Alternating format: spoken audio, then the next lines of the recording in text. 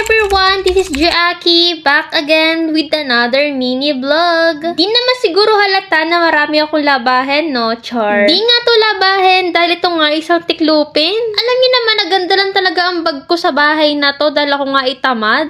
Char. Di naman siguro ganon. Dahil sobrang busy nga ngayong cut-off na to, kaya naman tambakan na ako ng tiklupin. Buti nga tiklupin ng tambakin at hindi labahin. Dahil mas mahirap kapag labahin ng tambak. Higit isang linggo ngayon, damit na yung nakatambak dyan. Talagang hindi ko na kayang tiklupin dahil sobrang pagod ko na. Kaya naman ngayon yung sabihin tamad ako. Char. Pero totoo niya, nakikiramdam ako kung sino magtitiklop niyan. Alam namang kapitbahay namin. Hindi ko na rin talaga kasi kaya tiklupin niyan dahil out nga ako ng mga 8, minsan 10. Tapos magluluto pa ako. Hirap na talagang hatiin ng oras. Medyo nabawasan pa nga yan dahil yung iba ay kinukuha na sa sampayan. Kaya naman tama ba na tiniklop ko pa to o tamang kumuha na lang sa sampayan? Sabi ko sa inyo, ganda lang talaga ang bag ko dito sa bahay eh. Mga 5 PM na ako nagsimula magtiklop kaya naman minamadali ko na lang para makapagkape naman ako. Fast forward na nga at natapos na nga ako magtiklop kaya naman nilagay ko na sa aming Durabox. Pag nag 6 or 6:30 na kasi talagang hindi na ako nagkakape. Last time kasi na nagkape ako ng 7:30 ay Diyos ko 3 AM na hindi pa rin ako makatulog. Ang hirap pa noon, kinabukasan ako nga ay opening. Ay sabi ko nga sa inyo, dahil ko pa ang call center noon. Yan naman, bumili na ako ng kape. Tingnan nyo naman, medyo maliwanag pa yan dahil maaga pa nga, mga alas 5 pa yan. Nagpunta na nga pala kami ng dali kagabi. Ito nga nakalimutan ko ang kape. Yan naman, dali-dali na ako nagpainit ng tubig at binuksan ko na nga tong kopi ko. Tapos meron nga ako napansin sa likod ng kopi ko na mananalo ka daw ng 1 million. Ay Diyos ko, maitry nga ito. Aba, malay mo naman, hindi na kopi ko yung bilhin natin. Char. Kaya naman sinaling ko na nga tong kopi ko at bubuksan ko nga yung kanyang loob. At may nakita nga akong code. Ito daw ay i-re-register. Di ko nga sineryoso yun dahil mas inuna ko pa ang magkape. Sa totoo lang talaga, ako talaga hindi swerte sa mga ganong bagay. Mapasugal man yan o raffle, talagang ang pangalan ko hindi nakakasama at nabubunot sa mga ganyan. Kaya naman hindi ko talaga inaasa ang kapalaran ng buhay ko sa mga ganyang bagay. Siguro yung iba, kanya-kanya naman kasi talaga tayo ng paniniwala. Kaya naman wag po kayong magagalit sa akin kung gano'n ang paniniwala ko. Kaya naman hanggang dito na lang. See you next vlog. Bye! Mwah!